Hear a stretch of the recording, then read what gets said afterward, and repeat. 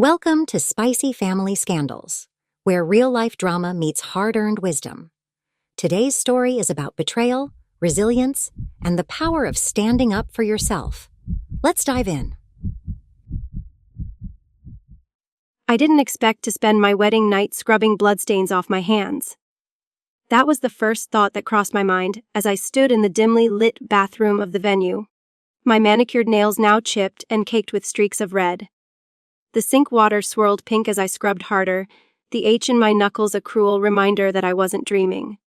This was real. All of it was real. The knock on the door snapped me back to the moment. "Elisa, open up." It was Hannah, my younger sister. Her voice wavered between panic and anger, but I couldn't deal with her now. I couldn't deal with anyone. "I need a minute," I shouted, barely recognizing the sound of my own voice. My throat was raw, probably from screaming earlier. Or was it crying? I couldn't even remember anymore. Through the thin wood of the door, I heard Hannah's muffled reply. "The cops are here. They're asking questions." Cops, of course. They had to show up eventually. I stared at my reflection in the mirror. My wedding dress, once pristine white, with intricate lace and delicate beading, was now a mess of crimson splatters and ripped fabric. My makeup, which Emily had insisted I absolutely needed to splurge on, was smeared beyond recognition. The woman in the mirror didn't look like a bride. She looked like a ghost of the person I'd been just hours ago. It was supposed to be the happiest day of my life. Instead, it had turned into a waking nightmare that would haunt everyone in that reception hall for the rest of their lives. I turned off the faucet and gripped the edge of the counter, forcing myself to take deep breaths. My mind raced replaying the events in sharp, brutal fragments. The music, the speeches, Brandon's announcement, the collective gasp, my rage, so hot and blinding I could barely think straight. And then another knock. This one wasn't Hannah. "Mrs. Morgan," a male voice, stern but not unkind. "It's Detective Callahan. We need to talk to you." A Mrs. Morgan. The name felt foreign, like it belonged to someone else. Maybe it always had. I opened the door a crack, enough to see a tall man in a suit with tired eyes and a badge clipped to his belt. Behind him, Hannah hovered nervously, wringing her hands. "I'll answer your questions," I said, my voice steady despite the chaos swirling in my chest. "But I need you to tell me something first." The detective's brows furrowed. "What's that?" I met his gaze, my expression hard as stone. "Did they survive?" His hesitation told me everything I needed to know. "They're both in critical condition," he admitted. "But alive for now." For now. I felt the corner of my mouth twitch, almost like I was going to smile. But I didn't. Instead, I stepped into the hallway, lifting the hem of my dress to avoid dragging it through the mess left behind from the earlier chaos. "Where do you want to start?" I asked, my voice cold, detached. Because if there was one thing I knew for certain, it was this: Brandon and Emily had underestimated me. And now, they were going to learn just how big a mistake that had been. The reception hall was chaos. Guests were shouting, chairs were overturned, and somewhere near the back, my Aunt Sylvia fainted and was being fanned with a napkin. The expensive chandelier cast fractured light over the scene, like some sickly parody of the elegance I had envisioned when I chose this venue. Brandon had dropped the mic after his confession, leaving it to clatter noisily on the floor. Emily hadn't moved. She was still seated, her head low, refusing to meet anyone's eyes. Coward. The nerve of her to cry into her perfectly manicured hands, as if she were the victim in all of this. But I wasn't done. Not by a long shot. I stepped forward, my heels clicking against the marble floor. "Emily," I said, my voice carrying over the chaos like a knife slicing through fabric. The crowd stilled. I could feel the weight of 200 eyes on me, but I only cared about two pairs, hers and his. Emily's tear-soaked face looked up at me, her mascara smudged, giving her the appearance of a raccoon caught in headlights. She opened her mouth to speak, but I didn't give her the chance. "You owe me an explanation," I said, my voice low but venomous. "No." She hesitated, glancing toward Brandon as if hoping he'd swoop in and save her. But he didn't move. He was frozen in place, his face pale, his tie loosened, and his hands limp at his sides. Pathetic. When Emily didn't answer, I moved closer, leaning in so only she could hear. "Did you plan this?" I asked, my tone icy. "Or was this just an impulsive little moment for you two?" Her lip quivered. "Listen, no," I interrupted, straightening up and stepping back. "You don't get to cry. You don't get to apologize. Not here. Not now." The tension in the room was thick enough to cut with a knife. I heard whispers, fragments of conversations, guests speculating about how long the affair had been going on, others murmuring about whether they should leave or stay. But I wasn't ready to let anyone leave. "Not yet. Everyone," I said, raising my voice and turning to face the crowd. "I'd like to make a toast." A gasp rippled through the audience. Even the servers froze mid-step, trays of champagne glasses balanced precariously in their hands. I grabbed a glass of champagne from the nearest table, holding it high. My hand was trembling, but I didn't care. "To betrayal," I said, my voice dripping with mock cheer. "To secrets and lies. To trusting the wrong people and learning your lessons the hard way." Brandon finally stepped forward. "Alyssa, stop this." His voice was weak, pleading. I ignored him. "To my husband," I continued, my tone razor sharp. "The man who promised to love and honor me, only to humiliate me in front of everyone I care about." Brandon's face turned a deeper shade of red with every word, but I didn't care. "And to my best friend," I said, turning my gaze to Emily, who looked like she wanted to disappear into the floor. The woman who smiled in my face while stabbing me in the back. The silence was suffocating. I downed the champagne in one gulp and slammed the glass down on the table, the sound echoing like a gunshot. Then, I smiled, cold, calculated smile that I hoped sent chills down both their spines. "Enjoy the rest of the night," I said, my voice sweet but laced with venom. "Because it's the last time either of you will ever forget me." And with that, I turned and walked out of the hall, my ruined dress trailing behind me. But I wasn't leaving to lick my wounds or wallow in self-pity. No, this was just the beginning. The cold night air hit me like a slap as I pushed open the venue doors and stumbled onto the stone steps outside. The distant hum of the highway, the rustling of trees in the breeze. Everything felt sharper, louder, like the world itself was mocking me for what had just happened. I clenched my fists, the sharp pain of my nails digging into my palms grounding me. I wasn't gonna cry anymore. Not for them, not after what they'd done. The sound of footsteps behind me made me whirl around, my dress flaring out in a ghostly arc. It was Brandon. Of course. "Alyssa, wait!" He panted, holding his hands up like I was some wild animal he was afraid to provoke. I crossed my arms and glared at him, my fury barely contained. "What could you possibly have to say to me right now, Brandon? Haven't you said enough?" He hesitated, his mouth opening and closing like he was searching for the right words. I didn't mean for it to happen like this." I laughed, sharp and bitter. "Oh, so there was a better way to announce that you've been sleeping with my best friend." His face twisted in pain, or maybe it was guilt. "I didn't care. I didn't want to lie to you anymore," he said quietly. "You deserve the truth." "The truth?" I stepped closer, my voice rising. "You think you've done me a favor by confessing in front of everyone. You think that makes you a hero. You don't get to paint yourself as the good guy here, Brandon. Not after what you've done." "I'm sorry," he said, his voice barely above a whisper. The apology only fueled my rage. "You're sorry. Sorry doesn't cut it." "Do you have any idea what you've done to me, to my family, to my future?" My voice cracked, but I didn't care. "I spent months planning this wedding." "Months? I drained my savings. I ignored every red flag you threw at me because I thought we were building a life together. And you?" I pointed a shaking finger at him. "You tore it all apart in one night." Brandon looked down at the ground, shame creeping into his features. But it was too little, too late. "And Emily," I hissed. "She didn't even have the decency to stop you. She just sat there like a coward." "I love her," he said suddenly, looking up at me with a defiance I hadn't expected. For a moment, I was stunned into silence. Then I laughed again, a hollow, humorless sound. "You love her," I said, the words dripping with disdain. "You don't even know what love is, Brandon. Love isn't sneaking around behind someone's back. Love isn't humiliating your partner in front of everyone they care about. Love sure as hell isn't whatever toxic little fantasy you and Emily have cooked up." He flinched but didn't argue. I took a step back, straightening my spine. "You know what? I'm glad you showed me who you really are before I wasted another second on you. You and Emily deserve each other, but don't think for a second that you're walking away from this unscathed. What does that mean? Brandon asked, his voice laced with unease. I smiled, a cold, calculated smile. It means you and Emily are going to regret ever meeting me. I promise you that.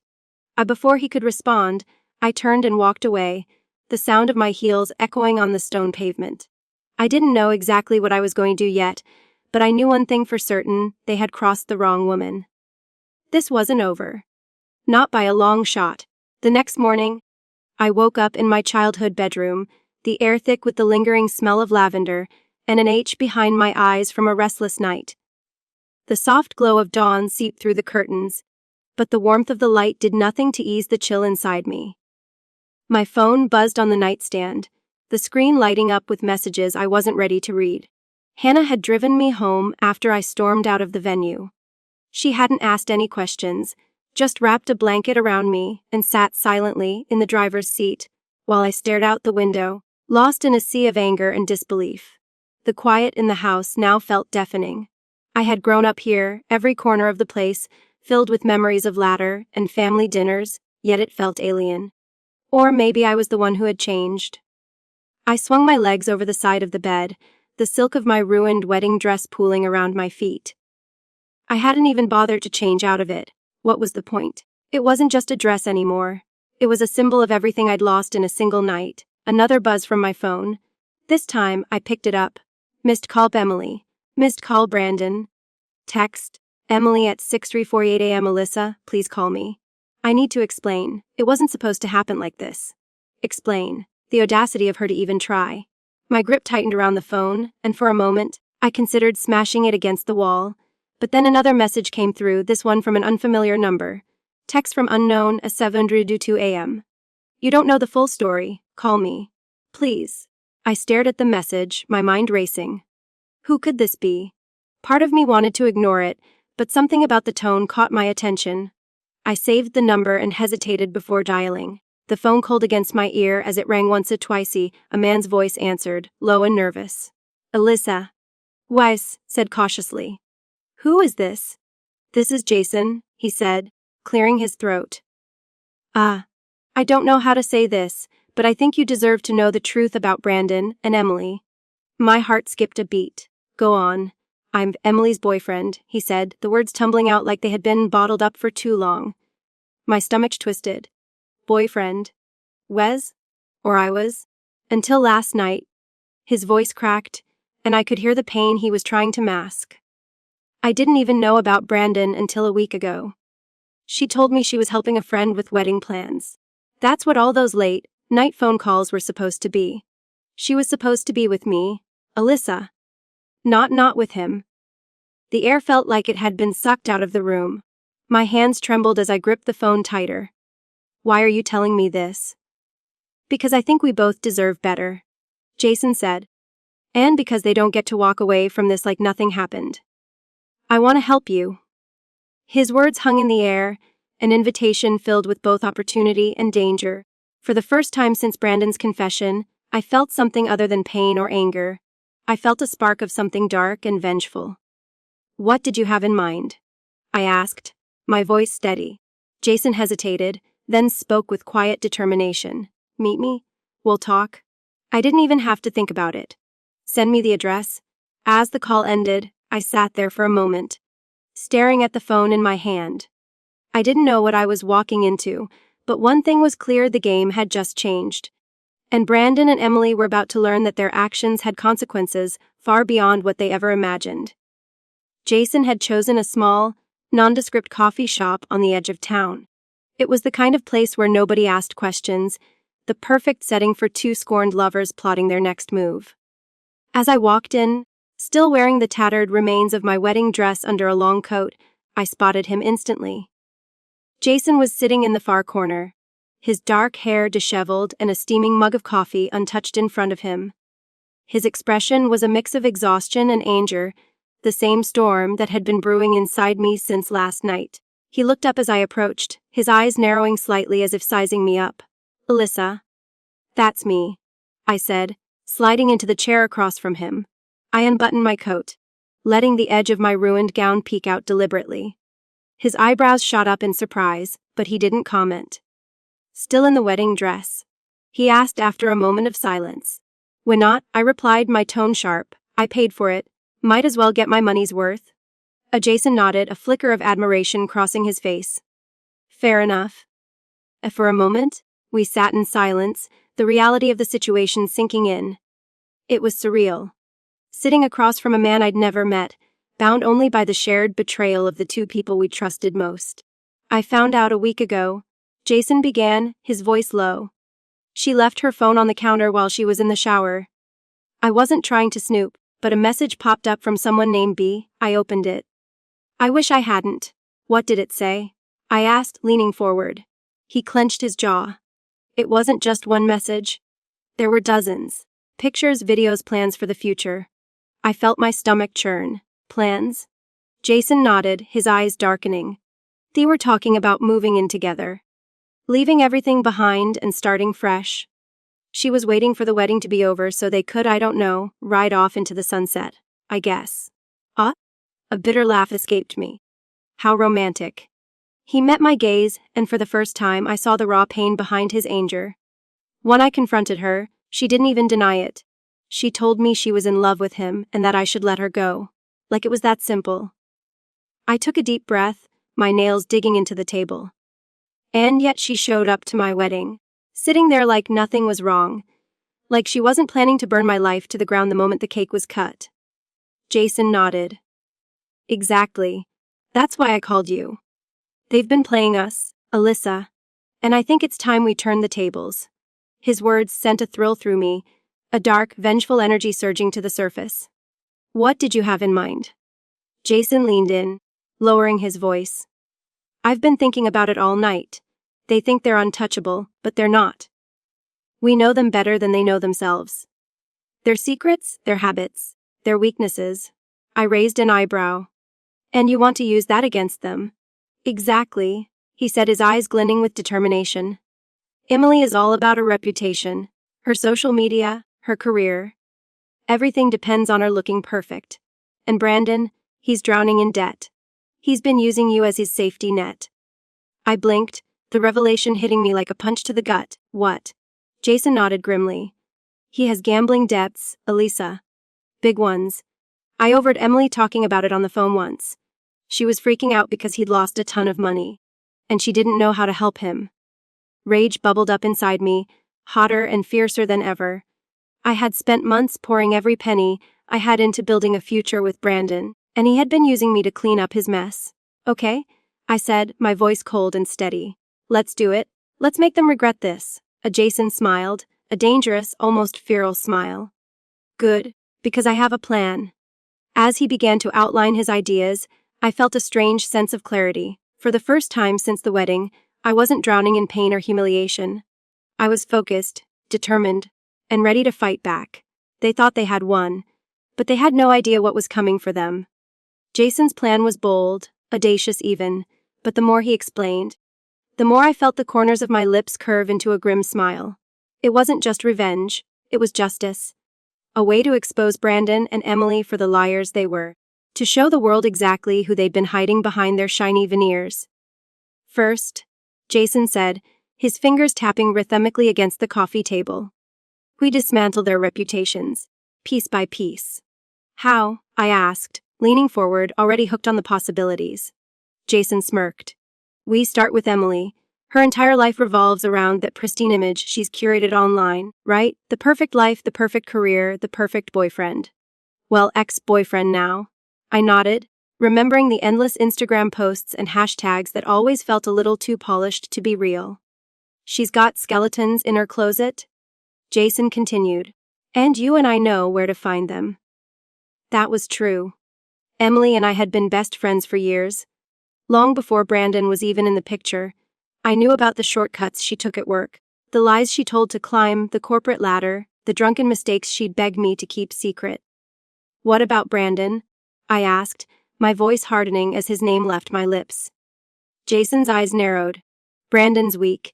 He's already hanging by a thread with his debts. We just give that thread a little tug. The plan came together faster than I expected. By the time we left the coffee shop, I had a to-do list that was both exhilarating and terrifying. Jason and I would divide and conquer. He'd dig into Brandon's financial mess, and I'd focus on exposing Emily's lies. But there was one part of the plan I couldn't leave to chance. I needed to confront Emily directly.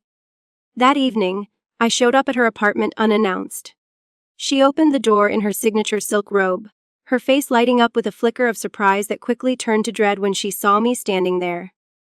"Alyssa," she stammered, pulling the robe tighter around her waist. What are you doing here? Can we talk?" I asked, forcing a smile that didn't reach my eyes. Emily hesitated, her knuckles whitening against the doorframe. "I don't think." I stepped forward, pushing past her before she could finish. "It won't take long." Her apartment was as immaculate as always, every piece of furniture perfectly placed, every surface sparkling. It was so infuriatingly her. "I don't have time for games, Emily," I said, turning to face her. "How long has it been going on?" She flinched, her mouth opening and closing as she searched for an answer. "Alyssa, I snapped. "You don't get to play the victim here. Brandon humiliated me in front of everyone I love because of you. And you just sat there. Do you have any idea what that felt like?" Her eyes filled with tears, and for a moment, I thought she might actually apologize. But instead, she said, "It wasn't supposed to happen like this. I didn't want you to find out that way." I laughed, a sharp, bitter sound. "Oh, so you were going to wait until the honeymoon was over? Or maybe until I was pregnant?" Emily looked away, guilt written all over her face. "That's what I thought," I said, taking a step closer. "You and Brandon think you've won. That you can just walk away from this without consequences. But you're wrong. You've made the biggest mistake of your lives." "What does that mean?" Emily whispered, her voice trembling. I leaned in, my voice as cold as ice. "It means you've underestimated me. And trust me, you're going to regret it." Her lip quivered, but she didn't respond. She didn't need to. I had already said everything I needed to. As I turned to leave, I glanced over my shoulder. "Oh, and Emily, sleep well. You're going to need the rest." I walked out, leaving her standing there in stunned silence. My heart pounded in my chest, adrenaline surging through me. It wasn't just anger anymore, it was power. They had taken everything from me. Now, it was my turn to take it all back. The next phase of Jason's plan was already in motion by the time I left Emily's apartment. I felt electrified, as if I were running on pure adrenaline. For the first time in days, I wasn't weighed down by humiliation or despair. I had purpose, and I wasn't going to stop until Brandon and Emily paid for what they'd done. Jason had been right about one thing. Emily's curated image was her Achilles' heel. She thrived on perception, and her obsession with appearances left her vulnerable. I spent hours combing through old messages, photos, and the emails she had sent me over the years. And then I found it. An email she'd sent last year, begging me not to tell anyone about the incident at her company's gala. She'd had too much to drink and made a scene, flirting with her married boss and getting caught by his wife. The fallout had been disastrous for her career, and she'd relied on me to keep the story buried. But secrets like that don't stay buried forever. Jason, meanwhile, was making headway with Brandon's finances. Late that night, he called me, his voice charged with urgency. "I've got something big," he said. "You're not going to believe this." "Try me," I replied, pacing my living room. "Brandon's not just in debt, he's in deep. He owes over $50,000 to some pretty dangerous people. I found emails where he was begging his creditors for more time. That's probably why he latched onto you so hard. He needed your money to stay afloat." The revelation made my blood boil. Brandon hadn't just betrayed me emotionally. He had used me as a financial lifeline. "What's our move?" I asked, my voice cold and determined. Jason hesitated for a moment. "We use it. I've got a contact who can leak this information to the right people. If we play this right, Brandon's creditors will be breathing down his neck, and he won't have a dime left to his name." I didn't hesitate. "Do it." The fallout began sooner than I expected. The next day, Emily's social media accounts were flooded with comments about the gala incident. The story had been leaked to a gossip blog, and it spread like wildfire. She tried to delete the posts and deny the allegations, but it was too late. Jason's plan for Brandon hit even harder. By the end of the week, his creditors were circling like vultures, and he was panicking. He called me repeatedly, leaving desperate voicemails that I refused to answer. But the most satisfying moment came when I saw them together at a cafe near my office. I hadn't planned to confront them, but fate handed me an opportunity I couldn't resist. I walked in, my heels clicking against the floor, drawing their attention immediately. Emily looked pale, her usual confidence replaced with a jittery nervousness. Brandon, on the other hand, looked like he hadn't slept in days. "Elisa," he began, his voice strained. "We need to talk." I smirked, crossing my arms. "Oh, now you want to talk? How convenient." Emily stood, her hands trembling. "We didn't mean for it to happen this way. Please, let us explain." "Explain what?" I snapped, my voice cutting through the air. "That you lied to me. That you used me. That you humiliated me in front of everyone I care about." Brandon stepped forward, his face contorted with desperation. "I made a mistake. I know I did. But this thing with my creditors, Elisa, it's spiraling out of control. I need help." I laughed bitterly, shaking my head. "You want my help? You really are delusional." "Elisa, please," Emily interjected, her voice trembling. "We're sorry. We didn't want it to end like this." "You didn't want it to end like this," I repeated, my voice dripping with sarcasm. "You're upset because you're losing everything, and you think I'm going to save you. No, Emily, you've already lost. Both of you have." Brandon reached for my arm, but I stepped back, raising my hand. "Don't touch me." His hand dropped, his shoulders slumping in defeat. Emily looked like she might cry, but I didn't care. "You thought you could destroy me and walk away unscathed," I said, my voice steady and cold. "But you underestimated me. You always underestimated me." Without another word, I turned and walked away, the sound of their misery fading behind me.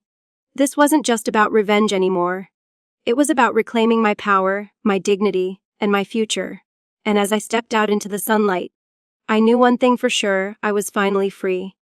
The days that followed were a whirlwind of chaos. For them, not for me. I watched from the sidelines as Brandon and Emily's lives unraveled, the fallout from Jason's and my actions hitting them harder than I could have imagined. It wasn't just satisfying. It was vindication. Emily's pristine reputation was in tatters. Her company issued a formal statement distancing themselves from her behavior at the gala, and whispers of an internal review had started circulating. Her colleagues, many of whom I knew from years of friendship, were reposting the gossip article with thinly veiled digs. Social media turned against her, every new comment chipping away at the image she had spent so long building. Brandon's descent was even more spectacular. His creditors didn't just threaten anymore, they acted. His car was repossessed, his accounts frozen, and from what Jason told me, someone had even shown up at his apartment demanding payment. He was drowning, and no one was there to throw him a lifeline. But I wasn't done.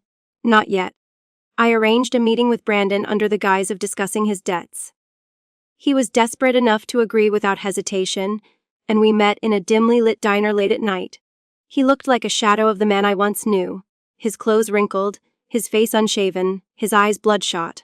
"I'm glad you came," he said, his voice rough and tired. I slid into the booth across from him, my expression neutral. "Let's make this quick. What do you want?" "I need your help," he said, leaning forward, his hands clasped together like he was praying. "I don't have anyone else to turn to, Elisa. Please, you know I didn't mean to hurt you. I made some bad choices." And I tilted my head, studying him. Bad choices. Is that what we're calling months of lying, cheating, and manipulation now? His face fell, and for a moment, I almost felt a twinge of pity. Almost. "I know I don't deserve your forgiveness," he said quietly. "But I'm asking you for mercy. Just enough to help me get back on my feet." I leaned back, crossing my arms. "You're asking me for mercy, after everything you've done." "Wes," he whispered, his voice barely audible. I let the silence stretch between us, watching him squirm. Then, I leaned forward, my voice low and cold. "Here's the thing, Brandon. You don't get to ask for anything from me. Not after you humiliated me, used me, and destroyed everything I worked for. You took everything I gave you and threw it away. He opened his mouth to respond, but I cut him off. But you know what? You've already paid me back. Every tear I shed over you, every sleepless night. I've gotten my return on that investment. Watching you and Emily crumble. That's more than enough. Brandon's jaw tightened, his desperation giving way to anger. You think you're better than me. I don't have to think it, I said with a smirk. I know it. I stood, grabbing my bag. Good luck, Brandon. You're going to need it. But the final piece of the puzzle came together when Jason texted me the next day. Jason, you're not going to believe this. Emily's moving out of Brandon's place. Looks like paradise isn't all it's cracked up to be. I couldn't stop the grin that spread across my face. Of course, their little love affair couldn't withstand the pressure. They had built their relationship on lies and betrayal, and now it was crumbling under its own weight. I called Jason. You think they're done? He chuckled. If they're not, they're close. Brandon's drowning in debt, and Emily can't afford to have his baggage tied to her name. She's probably cutting her losses. Good, I said, satisfaction dripping from the word. You've won, Alyssa, Jason said after a pause. So what now? The question hung in the air, and for the first time, I realized I didn't need to answer it. I didn't need to keep fighting. I didn't need to look back. I move on, I said simply. And I meant it. This chapter was over, and I was ready to write the next one. A week passed, and I should have felt victorious. Emily's career was in shambles, her name dragged through the mud in ways she couldn't recover from. Brandon, the man who thought he could cheat his way into a better life, was being hunted by creditors. Jason and I had played our parts perfectly, dismantling their lives with precision and purpose. But something still felt unfinished. It wasn't just about revenge anymore, it was about closure. I needed a final reckoning, a moment that would leave no doubt in their minds about the consequences of their betrayal. It came to me one night as I scrolled through the wedding photos I had paid a fortune for but never gotten to enjoy. Most of them were useless, smiling guests, a happy couple that now felt like strangers. But one photo stopped me cold. It was Emily and me, standing arm in arm on the morning of the wedding. She was in a sleek navy dress, holding her bouquet as she smiled at me like the best friend she pretended to be. And then I noticed her hand. Barely visible beneath the edge of the bouquet was a tiny detail I had overlooked that day. A silver ring with a single gemstone. I had seen that ring before. It was Brandon's mother's ring. The one he had claimed to have lost months ago. The pieces clicked together in my mind. They hadn't just been sneaking around, they had been flaunting it, hiding their relationship in plain sight. My fury reignited, burning brighter than before. This time, I wasn't just going to hurt them. I was going to bury them. I showed up unannounced at Emily's office. The same office where her coworkers were still gossiping about her fall from grace. The receptionist barely glanced at me before I strode past her, my heels clicking on the polished floor. Emily was at her desk, her head buried in her hands. She looked up as I entered, her face pale. "What are you doing here?" she hissed, standing up so quickly her chair tipped backward. "Relax," I said, holding up my hands. "I'm just here to give you something." She stared at me, suspicion flickering in her eyes. "What is it?" I reached into my bag and pulled out a small velvet box. I set it on her desk, my movement slow and deliberate. "What's this?" she asked, her voice trembling. "Open it," I said, my tone calm. She hesitated, then flipped the box open. Her face went white as she stared at the contents. The silver ring with the single gemstone. "Recognize it?" I asked, my voice dripping with venom. Her mouth opened, but no words came out. "I found it in one of the wedding photos," I continued, leaning closer. "You weren't even subtle about it, Emily. Wearing the ring he gave you while pretending to be my best friend. That's a new level of shameless." I didn't mean. "Oh, spare me," I snapped. "You knew exactly what you were doing, and now so does everyone else." Her eyes widened in panic. "What do you mean?" I smiled, savoring the moment. "I sent the photo to your office group chat. It should be hitting their phones right about now." As if on cue, the sound of notifications began pinging around the office. Emily scrambled to grab her phone, her hands shaking so badly she almost dropped it. "You're insane," she whispered, looking up at me with a mixture of fear and hatred. "No, Emily," I said, straightening up. "I'm just done being nice." I turned and walked out, ignoring her frantic calls for me to stop. The air outside felt lighter, as if a weight I hadn't even realized I was carrying had finally been lifted. That night, I received a message from Jason. "Jason, Brandon's been evicted. He's crashing on someone's couch." Emily blocked him. Guess their fairy tale wasn't meant to last. I stared at the screen for a moment, then typed my reply. "Met good. Let them rot." For the first time in weeks, I felt a genuine smile spread across my face. This wasn't just about revenge. It was about rebuilding myself from the ashes of what they'd destroyed. And as far as I was concerned, they could both stay in the wreckage they'd created. A month later, I stood on the beach, the crisp ocean breeze tugging at my hair. The waves crashed rhythmically against the shore, their steady cadence a reminder that life moves forward, no matter how devastating the storm. I had taken the time to grieve. Not just for the relationship I thought I had, but for the person I used to be. The Alyssa who ignored red flags, who poured herself into fixing people who never deserved her. That woman was gone, replaced by someone stronger, wiser, and unshackly certain of her worth. Brandon and Emily were now little more than cautionary tales in my life. Brandon had spiraled further, his financial woes becoming public knowledge. Emily had tried to rebuild her career, but the stain of her exposed deceit lingered, costing her opportunities she once took for granted. Their downfall didn't bring me the satisfaction I thought it would. It wasn't revenge that healed me. It was realizing that I didn't need to carry their betrayal with me anymore. I thought back to the wedding day, how I had stood in front of all those people, my heart breaking as Brandon made his confession. Back then, it felt like the end of everything. But now, standing here with the sun warming my skin, I realized it was the beginning. The life I was building didn't involve petty scheming or holding on to anger. It was about me. I had taken the lessons. Hard, painful lessons, and used them to create a future that didn't hinge on someone else's validation. I watched a seagull dip and glide through the air, weightless and free. For the first time in years, I felt like that bird, untethered, limitless. The lesson I took from all of this was simply your worth isn't defined by the people who fail to see it. It isn't diminished by betrayal or humiliation. If anything, those experiences have the power to sharpen you, to make you stronger, if you let them. I turned away from the water and headed back toward the small beach house I had rented. A new chapter was waiting for me, and this time, I was writing it entirely on my terms. Because if there was one thing I had learned, it was this: losing people who never valued you isn't a loss at all. It's a gift.